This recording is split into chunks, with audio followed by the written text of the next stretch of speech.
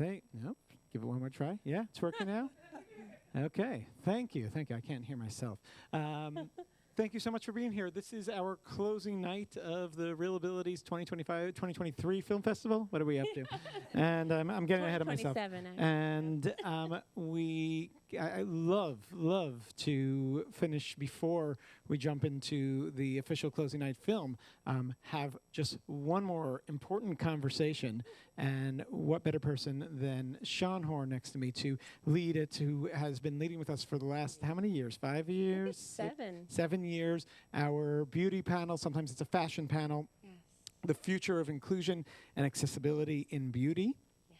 And I will leave it all to her to take it from here. No pressure. And to share these ideas that connect so wonderfully with, I think, everything we did on the screen. This afternoon, I'll share, we showed Jasmine as a Star to our to a group of teenagers from a middle school who, of course, connected so deeply to this film. But it's a film that really connects this concept of beauty and what it puts up there on the screen. And for me, as coming from the film world, it all fed directly back to the images we see that influence how we see our society.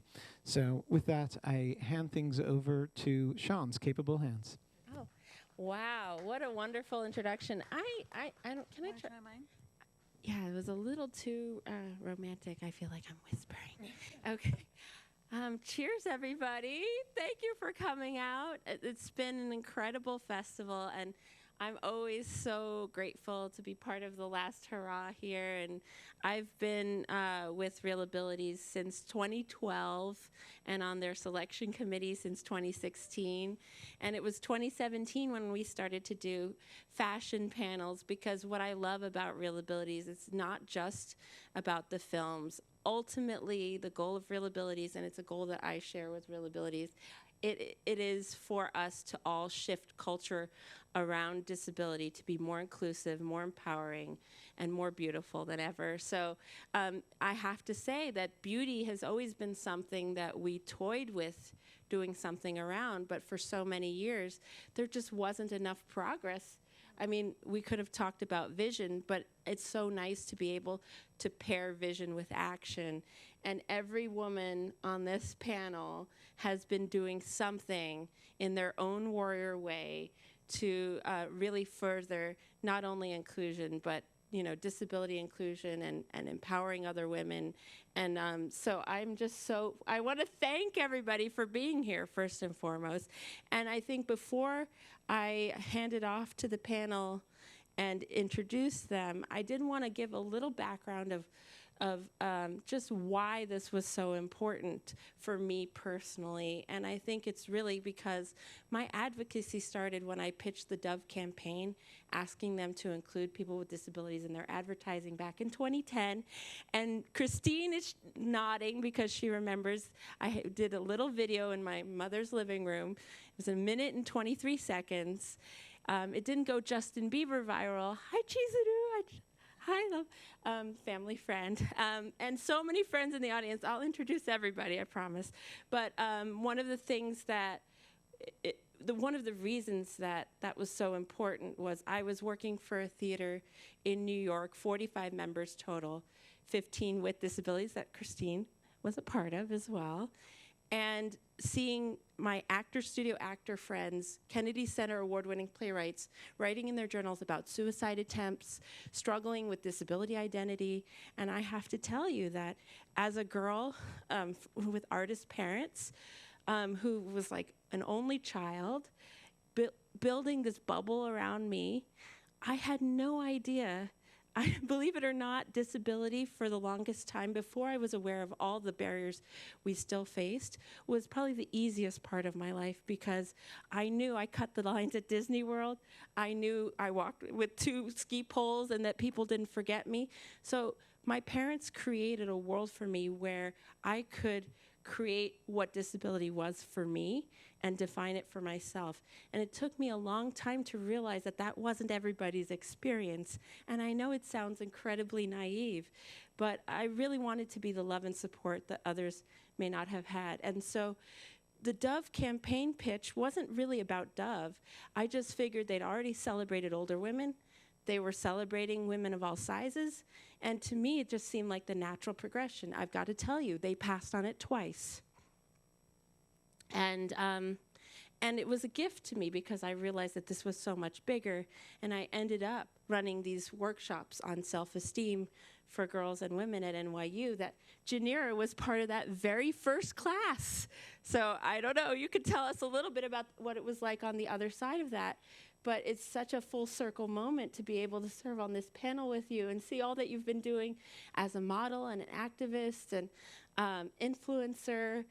So there's a lot of reasons that I'm very emotional tonight. But I just wanted to give you a little bit of my why. And I want to also shout out my mom, who her first job was at Estee Lauder. She worked at Avon for 7 years.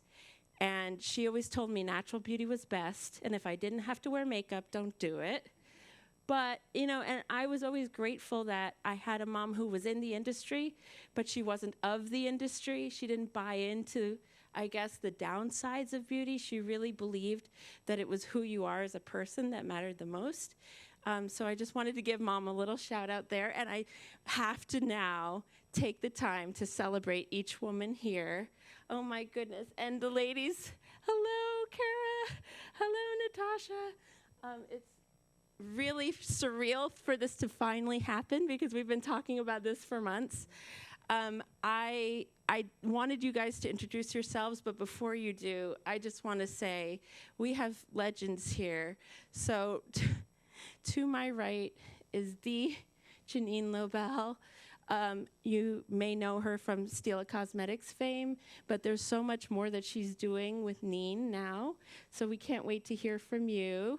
Oh, also, I did ask everyone to do visual descriptions, so I will start with mine, and then we'll move along. I'm wearing, I guess, royal blue today, glasses and ski poles on the floor. I'm half Asian, like to smile, and I'm going to pass it on to Jeanine. But before I do, I just want to say thank you, Terri, for being here. She came all the way from Florida to be with us here in New York. She is the founder of Guide Beauty, and I'm sure you're going to share your why, but she's been a makeup artist for many, many years, and now is really thinking more inclusively because of her own personal experience.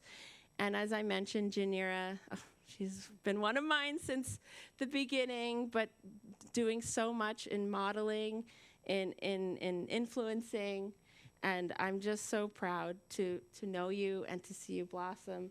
Now, on the screen we have with us, we have Kara McGrath from Allure.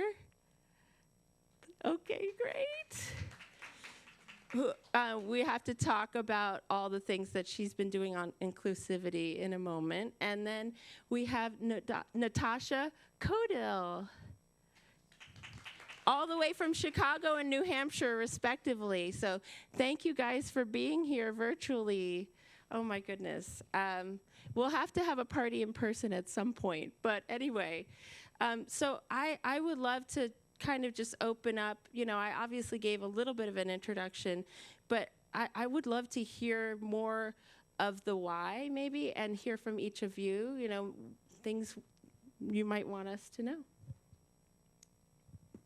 I'm going to start with my description. Okay. I'm wearing brown pants and a gray shirt, and I have bleached blonde hair, and I always wear hot pink lipstick. Oh, That's my description. Do you want to do yours, or should we? Of course, sure. Terri Bryant. I am a 50-year-old white woman of Eastern European descent. I am wearing all black as usual, have brown hair with blonde highlights as of a day ago, right, New York black, and gold rim glasses and red lipstick. Hi, I'm Janira. I am wearing chestnut Ugg boots, brown pants, and a turtleneck blouse. My hair is tied up in a bun, and I'm wearing hoop earrings. Awesome. Wait, what about Natasha and Kara? Oh, wait, can you hear me? Natasha and Kara, if you could give your descriptions as well, that'd be great. Okay, I just want to check that you can hear me. Beautifully, yes. Perfect. I am wearing a black tank top. I have brown hair and brown eyes. I am a Caucasian woman, and I'm being honest, I don't know what color any of my makeup is today, but I am wearing makeup. And I think you wanted me to mention that she's also wearing solely Neen today in honor of Jeanine Lobell, who's with us. Amazing. I'm Kara. I am a white woman. I'm 33, and I'm wearing a green button-down long sleeve shirt and gold rimmed glasses, and I have a gold septum ring and gold earrings and a little bit of lip gloss on today. Love it. And both of you have amazing teeth. I'm just looking at the screen going, wow, I'm like starstruck. Yeah, so we have a lot to cover in less than an hour, so I'm just going to jump in. And I would love to start with the veterans on this panel, those of you that have been in the industry for decades. You're next to me, so this is convenient. Jeanine, do you mind if we start with you? I would love to, let's set the stage a little bit. What do you think that beauty has traditionally, what the attitude has been toward inclusion, and what is your vision for changing that? Yeah, I think so. It's a very long time ago, but when I made Stila back in the day, I didn't use photography of women. I used cartoons, right? So for me, it was about I'm not going to tell you that you're supposed to, that you're supposed to look like this person, and that if you don't look like this person, you're not good enough, or B, that this actual product is going to make you look like this person, right? So that was, I was 28 years old. It was just like an intuitive thing of mine that I did, and that people to this day will express to me how meaningful that actually was for them. So today, I launched a new brand about just under a year ago, maybe. And I always say this, I'm really lucky because I don't have to pivot, right? So I'm not like one of these big companies. And let me just say this, anyone that does anything different, even if they were doing garbage before, I'm happy. I'm that person. Whether the motivation to me is a little sus or not, I don't know, but as long as it's happening, I'm good. And for me to just be able to start a brand with my personal values straight out of the gate has been really rewarding. Somebody was talking to me this morning. She was like, "Why are you doing this again?" Because I did Stila, then I did Kevin Aqua, and people are like, "She's nuts. What is she thinking?" And and it's a personal journey for me, and it's really important to represent all kinds of people for our brand, and just kind of in a matter-of-fact way. We don't really want to be like, "CC, aren't we good?" That's just not who we are. And so that's kind of what we're doing, and I think that beauty hopefully is catching up, but it is, but it isn't. I'll have I've had conversations with major retailers about my brand, and they've literally said to me, like, well, our customers still sort of really responds to that, the Laura Mercier girl, no shade to Laura, which is generally a white, very beautiful, very perfect young woman. And I'm like, all right, you do you, but that's not what I'm about. So, I think it's changing, sometimes for the wrong reasons, but it doesn't really matter as long as it's changing. I mean, that's just my opinion. Right. And you said something interesting during our pre-call that I want to just highlight, because you said the great thing about having done this from the beginning is that you don't have to pivot. You sort of mentioned that you don't have to pivot, but I've always said in terms of inclusion that I think one of the biggest problems and why we have so many people supposedly allergic to diversity is that it's really because we didn't integrate from the beginning the people that should have been part of these stories and represent them from the beginning. And so I just want to give you props for being one of those trailblazers that understood that was needed from the beginning. Terri, You're another trailblazer in your area, and I have to give a shout out to you and also to Kara in this moment, because when I did finally get approached by Kara at Allure to write about what I was seeing happening in beauty and didn't see much, your brand was one of the only brands that I could point to, and I don't even think the product existed yet. You just had a trailer that showed some prototypes, and then shortly after that, it did go out into the world, and it's now serving the community in a certain way. I would love to hear from you, why that was important to you and kind of your origin story there. Sure. So I've been in the beauty industry for a little over 25 years. I started as a makeup artist and then quickly realized that makeup artistry, for some reason, came easily to me. Nothing else does, so I don't know why. But not for sort of the majority of people who sat in my makeup chair. And so I moved into artistry education. I started working for brands and helping develop their education programs, help with product development.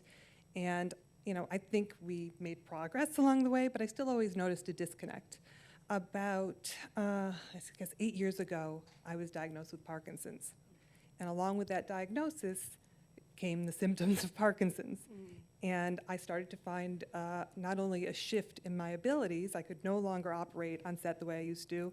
I found with that came a shift in my perspective on this industry that I've always loved. And I realized a level of exclusion that I never saw before. And I realized that it was happening on a level in product development that now I had a unique perspective and maybe I could jump in and attack. And so that became my passion. It became bigger than what was happening for me. I sort of realized artistry and education was my thing, but now I could approach it in a way that was much bigger and much more powerful than I could have ever done if my own abilities hadn't changed. So in a lot of ways, not that you ever want a diagnosis like Parkinson's, I'm grateful. I'm grateful for the ability to see the world in that light. So we're so grateful for you. I mean, really, and to be able to report something, I would have been embarrassed sending something to Kara. I mean, at a certain point, I was like, wow, I pitched Dove in 2010, and the only things that I saw were your brand, and then some brands that were hiding disability, even when it was, if they had cast someone. Specifically, Mama Cax is somebody that I mentioned in the article. I found 3 different ads. She had a prosthetic leg. She passed away in, I believe, 2018 or 2019, unfortunately. But 3 different ads where she has this gorgeous Lupita Nyong'o black skin, and they were like, oh, that's diverse enough. And so they would only show her from the waist up. And so to be able to report something exciting that was coming was really important to me. And I think this is a perfect time to actually talk to you, Kara, because you said something interesting the other day. We were trying to schedule this pre-call, and you said, oh, sorry, the Met Gala is messing things up. So I thought it would be kind of interesting to talk to you from that perspective, because you, just to blow up your spot a little bit, you were the spearheading force around a series called Accessibility is Beautiful, and you're also covering the Met Gala, and I think there's such an interesting contrast. Can you talk to us a little bit about sort of, I guess, for lack of a better term, maybe mainstream beauty versus more inclusive beauty, and where that balance is right now for you and maybe for Allure? Yeah, for sure. Yeah, it is. I wear many hats, as many people in media do these days. Staffs are getting smaller and smaller. We're all doing everything. But inclusivity in reporting has been really important to me for my entire career, whether it's size inclusivity, ability inclusivity, obviously racial inclusivity, and cultural inclusivity. And I think, even covering something like the Met Gala, it's important when we can to highlight the people who are there who are not just the skinny white models. We want to make sure that we are including everyone in everything that we're doing. And I think that is the shift that I'm hoping is coming next, is, that there's not this, it's not that we're only hiring models with disabilities for shoots about disabilities. We are hiring models with disabilities anytime that we need to hire models. I think, and no need to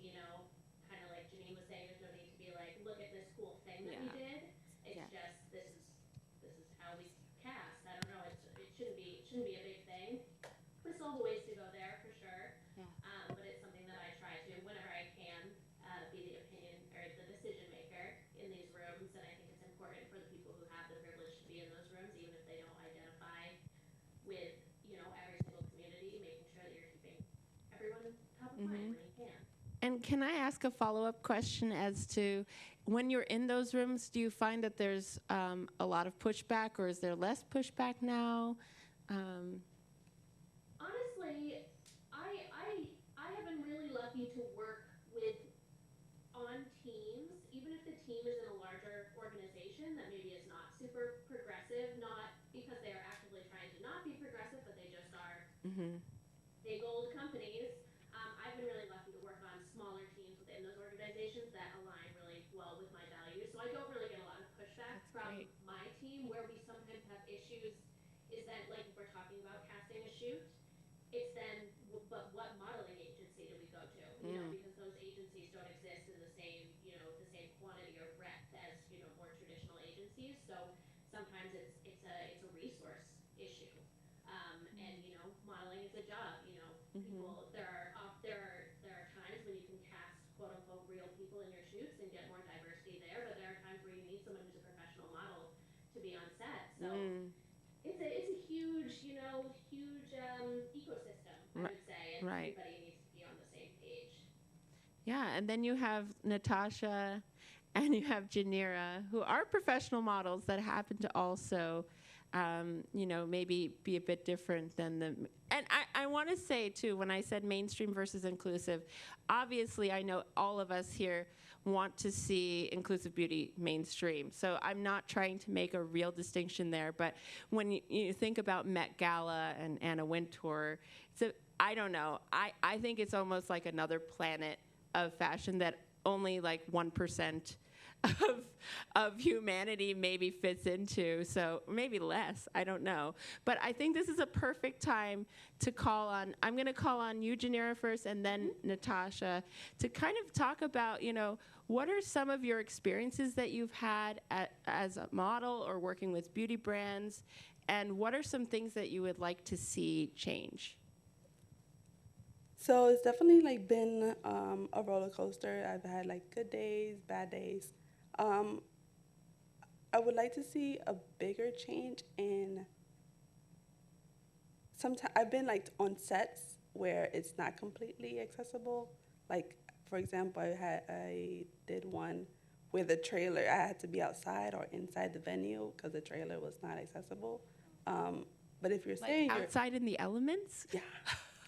So like if the trailer, if you're saying you're trying to be inclusive and you are accessible, you need to keep in mind like how accessible you are. Right. That way you can communicate that to the person you're hiring. Yeah. I think venues a lot of the times as well. I've done many fashion shows, and in the beginning I actually got hurt because the runway wasn't accessible. I was dropped from my chair onto the floor because of that. And your mom messaged me. She was like, yes, "What do I do next?" She was upset. And although I was the example, I did see after that they never used a step. They never used a high runaway, and it's a shame because I shouldn't have been the example. But thankfully, I was at the same time because they learned from it and they didn't use it ever again in their fashion show, and things like that. And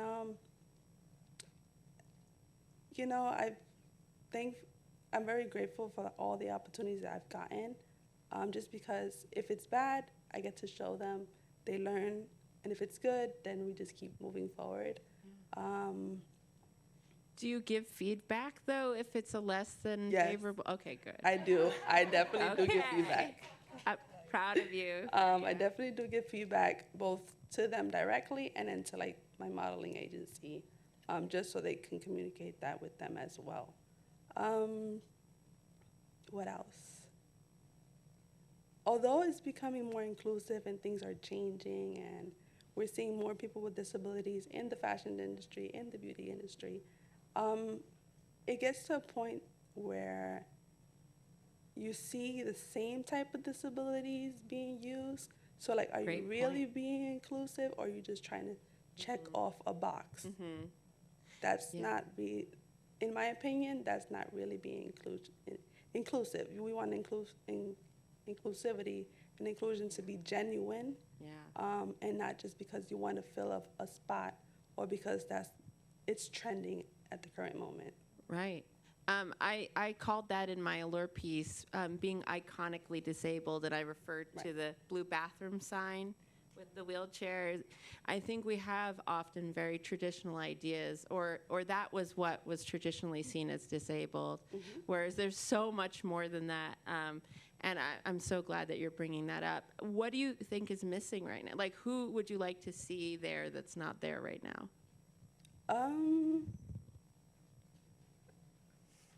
If I'm like referring to myself, I have like a big bulky wheelchair. So I feel like people who have these like big bulky wheelchairs, or like your ski poles, or devices that are like not pleasing, I guess, to like the whatever they're looking for.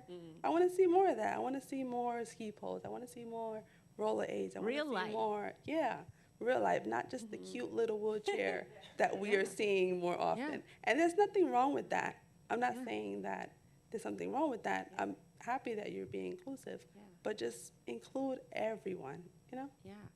And your story just reminded me of something, and I'm going to call on you, Natasha, next. But I was approached by a very famous New York fashion school. They inquired on my Instagram, where you can see my ski poles, as to whether I would be willing to pop 360 wheelies in a wheelchair, and had I used a wheelchair before, and would I be willing to do this? And I said, other than the airport or Disney World, like, I don't really use wheelchairs. I don't feel it's fair for me to sort of mimic that if that's not my lived experience. And they're like, well, could you try? And I was like, no. I mean, there are models who actually have that, who do it. Right, Why not hire and not to someone? mention that unless you're like an athlete, or you're a wheelchair dancer, I don't see too many of my friends popping 360 wheelies safely, even if they are feel free to correct me, any wheelchair users here or online. But it just seemed like, whoa, okay, but to me, when I never heard from them again, because I said, I don't do that, but I'm happy to do a 360 with my ski poles. I never heard from them again, because this art director, I think, had like more of a visual idea of what that ad would look like, and I didn't fit that visual. So, Natasha, I'm sure you have so many stories. I do want to mention that she's most recently worked with Urban Decay and Clinique. We were talking about some of her recent campaigns. So I would love to hear some stories from you, and where you'd like to see us go. Yeah, so funny enough, a brand that I worked with once, we were kind of in negotiations, and I let them know, like, I'm blind, I'm going to need these accessibility, measures if you can provide them. And this brand basically came back and said, we don't have that. It's not going to be accessible to you. And I didn't want to pass up on the opportunity, so I still went. And it was so weird, because everybody at these brand events was like, they were so accommodating. They wanted me to be comfortable. They wanted me to have a space if I needed it. And it was so interesting. And I thought, like, why isn't this just something they always have? And they always have like a plan for it. And that's so much accessibility is, I think, reactionary, and I want brands to. I don't want brands to have to react to disabled people asking for accessibility. I just want them to have it, at the front.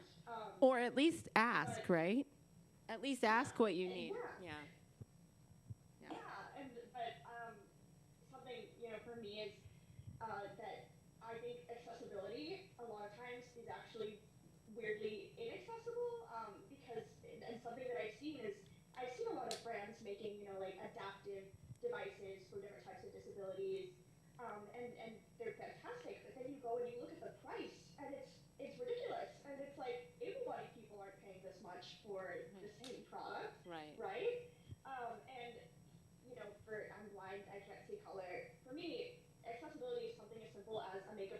putting color descriptions on their website. And I personally, I don't even think that would cost anything extra. It's just something they could do. And so, for me, I want brands to realize that, accessibility is, it's not as hard, I think, as they think it is. Yeah, and you make a great point. It doesn't have to cost more. It's more about the thought, realizing that you want to bring certain customers in. And actually, Janira's point, I would love to have a follow-up question with you about, I know you have 1.3 million TikTok followers, and you have a huge online platform. Do you ever get people saying to you, oh, you're not really blind, or, because I would also think that there's a certain idea of what a blind person looks like, would be like.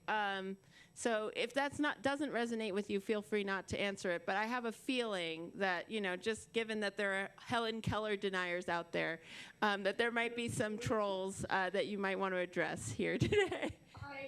Well, so that's the thing, because for most people, a blind person looks like this, right? Which I love that you had a prop ready. I get hundreds of comments, I think, a day from people telling me that I am faking my disability, that women cannot be colorblind, that I'm doing it for some weird internet clout. And it's, I think on blindness in general, people just don't know about it.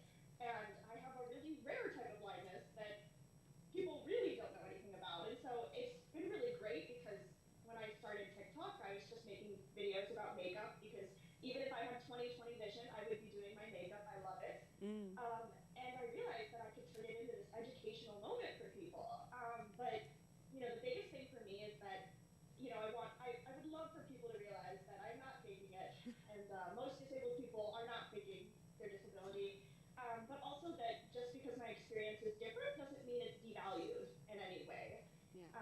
And, I think that's maybe just me being an optimist, but, I want people to understand that you can still enjoy things even if it's a little bit different, or, the experience is different, for sure. Well, one example I saw on your TikTok most recently that I thought was so interesting is you're wearing sparkly eyeshadow right now.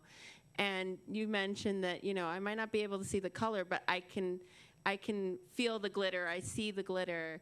And so I think that is such an important thing for people to hear is just because you don't have a traditional or what we expect as an experience doesn't mean you can't enjoy something. And I think I would love to take a moment here to really just talk about, in our pre-call, Janira mentioned working with Neen, yes, that they were very patient with her because she'd never put her own makeup on. Yeah. And I immediately was like, oh my gosh, that's like Terri spent 2 hours with me helping me figure out how to do a cat eye, which I still didn't do very well after 2 hours.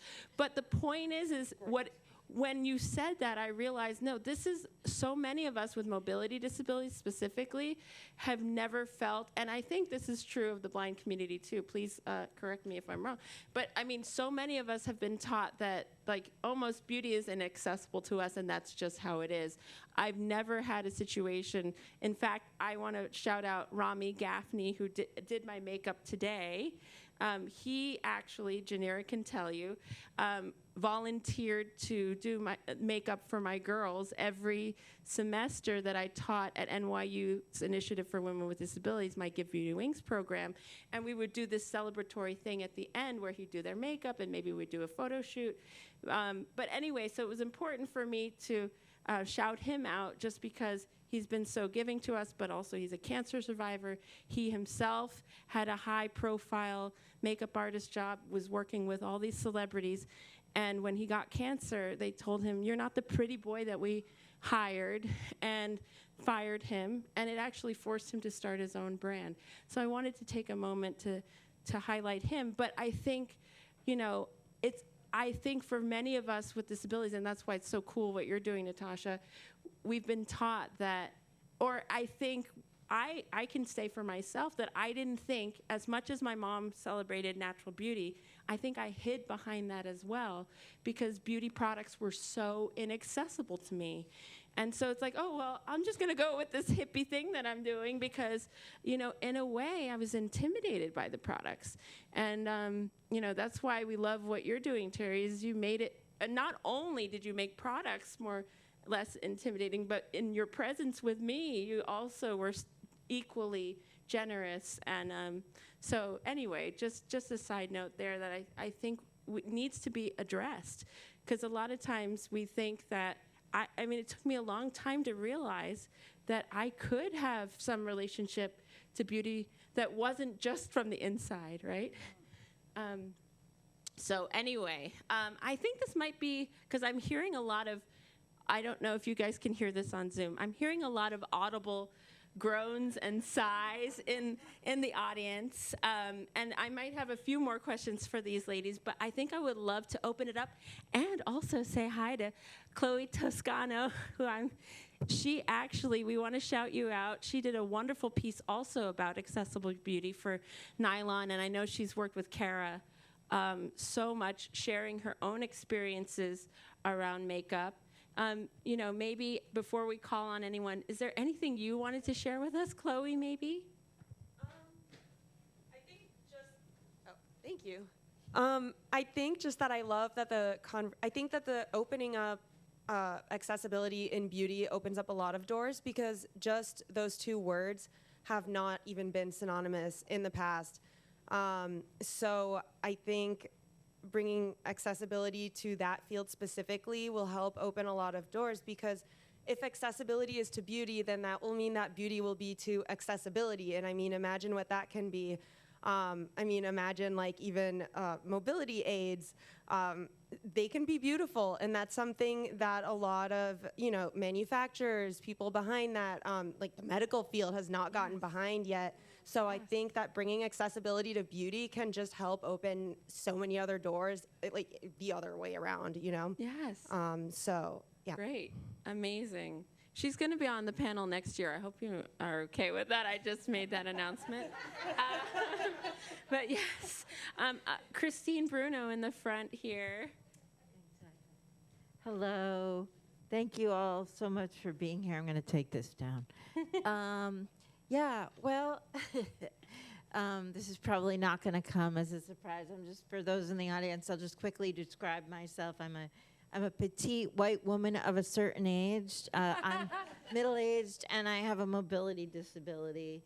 And I'm primarily an actor, and I see a lot of similarities in the entertainment industry and the beauty industry toward age. We have made really great strides in the entertainment industry for younger women with disabilities, for sure, and not so great strides for older women with disabilities in the industry, and definitely not any great strides for older women with disabilities in the beauty industry.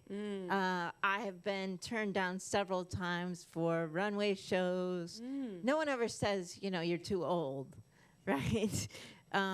You know, when I first started out acting, I took a commercial class, and the teacher said, well, yeah, you're what we call ABR, right? And it's like, what's ABR? I knew what P&G was, because I'm just that old, which means it's a face that can sell soap. You're very Procter and Gamble. Okay, I got that. But I said, what is ABR? And he said, oh, that stands for attractive but real. But so that's a thing in the commercial world. Yeah, like, where did the butt come from? Exactly. So I guess I have questions for the panel about what are the advances that you see for so women over 35. I'm gonna just, you know, I'm over 35, but I'll just say women over 35, disabled women over 35 in the beauty industry. And what would you like to see that you're not seeing? Yeah, so, you know, I think I always talk about, at least my experience coming up in the industry, and what would happen when I would go to companies and I would be working for them in product development or education on any level. And before I'd start, they'd always say, before you can start, you need to understand who our customer is. And I'd say, okay, who's the customer? And then they would go through this laundry list Her name is Alice. Alice is in her early 20s. She lives in LA. She works in PR. She's not at the top of the ladder, but she's climbing her way up. She has a French bulldog. She has a BMW, but it's an entry level, and that we're done. And go ahead. You know our customer. I'm like, I don't really think I know anything about your customer, but how less inclusive can you be when you are you're creating for a single human being, which, by the way, still that's not a description of anyone, right? Yeah. And so I think I'm hoping the shift, which will then hopefully answer the question, should be, let's not create for a single human being. Let's develop and design and create with a community. And so let's have that start from the get-go in product development. Let's cast the widest net possible. And that means who's in our community across age, skill set, ability, skin tone, gender identity. The more people you can bring into the room at the beginning to work with your products together, the more well-defined that product will be. And then you include people who may have never been involved or invited to the party before to be able to participate, and at the same time make it better for those people who are already there. I think that's the shift. I think there's a lot of like us versus them. I'm hoping that the shift can be, let's just make it a we moment. Let's just bring everybody in. Like, that's how you get to better, right? So. Oh my God, preach. It's so, I'll get off my soapbox now.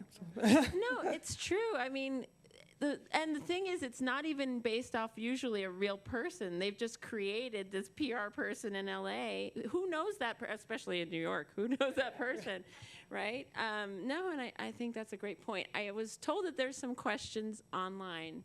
We have a virtual audience with us too. First of all, I don't know if this is a question, but somebody commented that Sean should host a podcast. Oh, gosh. That might be a question. Will you host a podcast? Let's start a beauty podcast together, guys. Love if that. I say it publicly, then we're all in it, right? Good. Let's do this. But another question was, do you feel there is a standard or beauty still being promoted even within the disability community? Oh, absolutely. I'm going to let the panel, but I'm like, my first instinct is, oh, yes. Yes, definitely. And I think that goes back on like what I said earlier of where you're choosing the same type of disabilities over and over and over again. And like I said, there's nothing wrong with that. Like, we do want to see change. But at a certain point, you're going back to that white model, size zero kind of look. And that's not what everyone looks like. So we do want to see more mobility aids, different type of mobility aids in different ads. Absolutely. Agreed. Natasha, you want to? Yeah, I kind of wanted to add to that too. I've worked with makeup brands, and I think it's interesting because, a makeup brand will hire a disabled person, but then they want you to do the same exact thing as a non-disabled person. And, there are just times when, like, my makeup is going to look a little bit different because, you talked about eyeliner. I can't do a cat eye eyeliner. I'm too blind. I feel so much better. And it's funny because I just did a thing with Urban Decay with their new eyeliners, and I made my video and I centered it around I'm blind and I don't usually do my eyeliner, and this is me trying. And they loved that, luckily. But I think a lot of brands, they want kind of everything to be the same, and in a way you're kind of defeating the purpose of hiring a disabled person at that point. I also want to highlight something interesting you said to me on our pre-call, which is that a lot of brands just hire you because you have 1.3 million people following you, and they actually don't necessarily want the inclusive part of what you offer, and you're like, too bad. So do you want to talk a little bit more about that? I thought that was great. Yeah, it's my hidden agenda, is that any brand that wants to work with me, it's going to be about my disability. It's going to be about making their product accessible. Because, and sometimes, the product itself doesn't have to be accessible, but, I get messages from people who are like, I have this same rare eye disorder and I've never tried makeup, but watching you do it has inspired me to try it. And, it's stuff like that I want people to understand. And, I had a brand once that, asked me, I had to give them my pitch, and I gave it to them.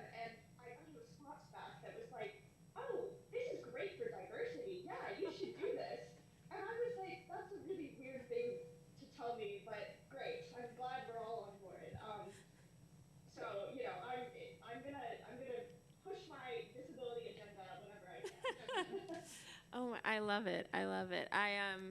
No, I think also, I'm thinking about intersectionality and sort of going back to Mama Cax, because she was a gorgeous black woman that was like, that's enough. That's enough diversity. We don't need to focus on this other part of her.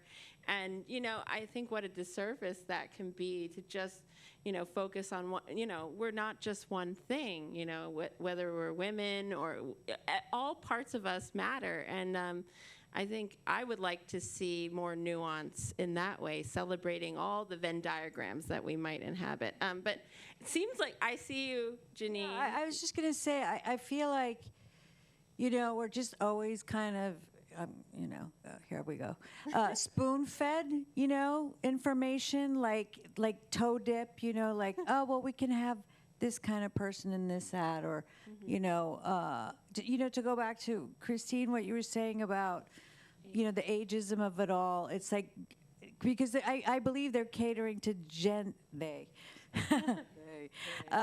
Z, right? So like Gen Z saying, hey, you know what, this is what we want.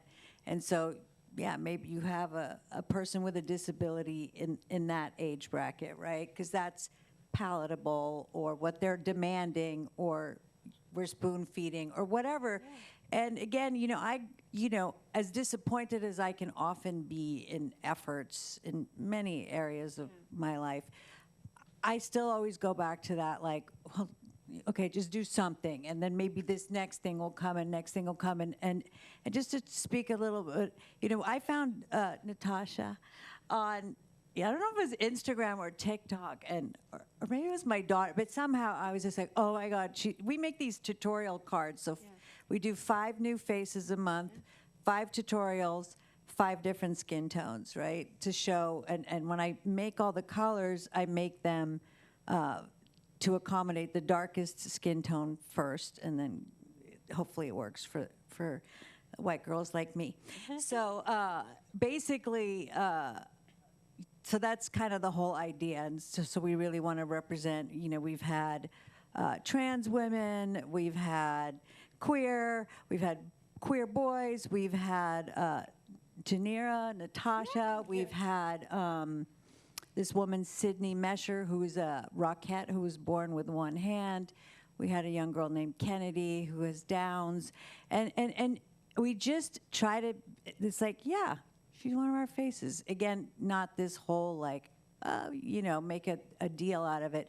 And because we just, for me, inclusivity is just that, inclusivity. And as far as for Natasha, what we did was I named the colors of that story with her. So what we would see as green is called Sprout. The sort of pale, kind of super bright, what we would see as gold color is called Flash. And then fuzzy is like a fuzzy peach kind of color. Ooh. So we really, everything I did with Natasha was to her sort of card that has these products on it. The cards are in color, and she's in black and white.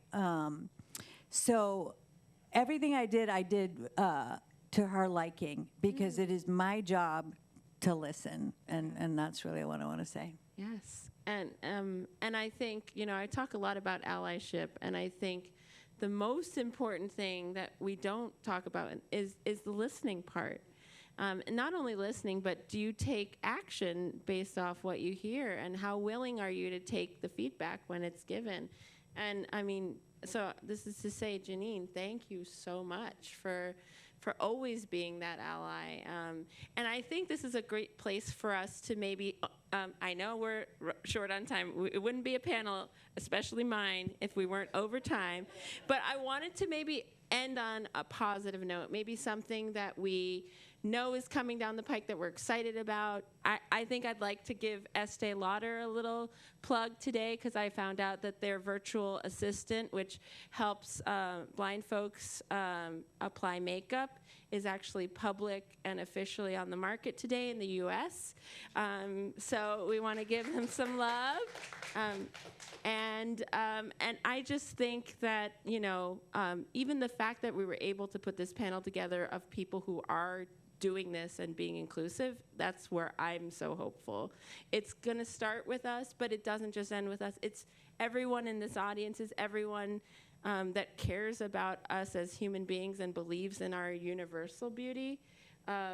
You know, anyway, so on that note, I would love to maybe go around, and we will do Natasha and Kara last. Well, it's all the best, but I would love for us to end on a positive note, because we always want to be about solutions. Am I going first? I just think, you know, the more allies are true allies, and you know, I hope to be a leader in all of this, just as I was kind of a leader in my 20s, right, with this whole other world of visuals and packaging and quotes from women and all this kind of innately stuff. I think it's really, you know, I see it changing. You know, I'm a lemonade maker. I make lemonade. So I feel we're getting there. Getting claps to the I lemonade. feel we're getting there. And I'm here to listen and always champion every kind of human. So, and I don't think I'm alone in that. I think that people are, and again, the reasons don't matter as long as it's happening. So. Yeah, I just want to say that I think when I talk to most people, they get it. I think where the disconnect is, which is maybe something that we can all work on together, is finding people in leadership who are selling the products to also realize that they're selling them to real people who, and that the ads that they make, you know, that people want to see themselves in each other on screen. And so I think the disconnect, it's not that humanity doesn't get it, I think we do, but it's very theoretical. So I think what I'm excited to see is for it to actually translate to the industry itself. But yeah, go for it, Terri. Positive note. I mean, this is the positive note, right? We're having the conversation. That didn't used to happen, and once you start having the conversation, there's awareness, and with awareness, you start to change the narrative, and people are paying attention. You know, I get a peek at trend reports coming out from the big guys, and there are words on there that I never saw before: universal design, inclusive design, accessibility, adaptive, and so, you know, maybe 3 years ago, I thought I was standing by myself, and then the more conversations happened, I wasn't. We've all, there's tons of us, and so, you know, I see the change, and it's certainly a work in progress. I know what we're doing is a work in progress, and it's about community and sticking together. So, I'm really excited. Yes, and I think it's people like Kara, if I can embarrass you a little bit, that are also moving those conversations along, and making sure that they're happening. So thank you for using your power so justly, Kara. We love you for that. And go for it, Janira. Yeah, I definitely think like the change is happening, you know, slowly but surely. And just, you know, having that open communication with allies, with people, educating others, as well as educating yourselves. And just, you know, keep going and keep on making change. Yeah, for sure. Okay. Why don't we start with Kara and end with Natasha? I think, like Jeanine mentioned, I think the growth of universal design is really exciting to me, because I think people who don't have disabilities have an easier time wrapping their head around why that matters, because it works for everyone.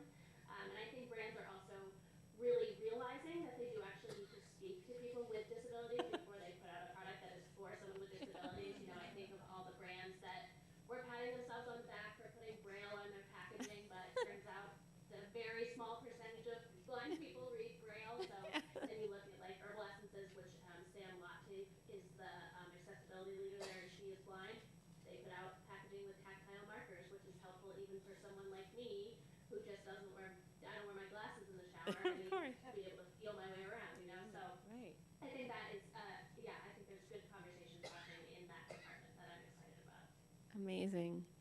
And you're keeping those conversations. I mean, I think what's so important about your position is that you're making sure those conversations aren't just staying internally, but you're celebrating them in your position. So thank you, thank you, thank you. And Yeah, and I'm always looking for more writers. Oh. So reach out to me on Instagram if you want to write for us. It doesn't have to be about accessibility. Chloe's working on a story right now that has barely anything to do with accessibility. Oh. I'm very excited about it, so. Amazing. Awesome. Natasha?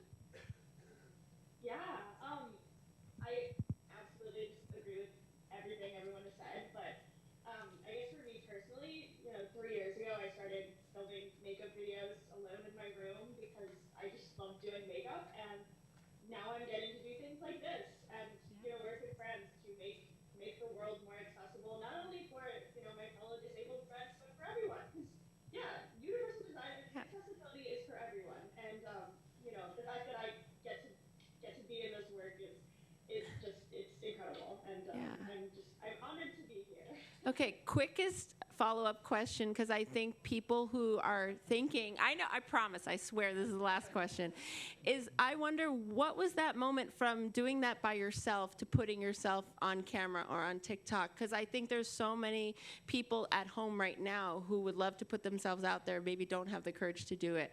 What would you say to them?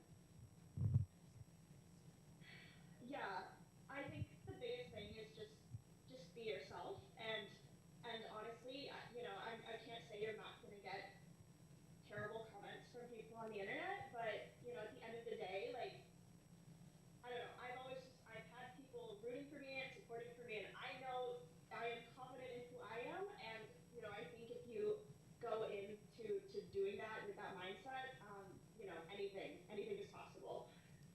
Beautiful. I want to thank this amazing panel.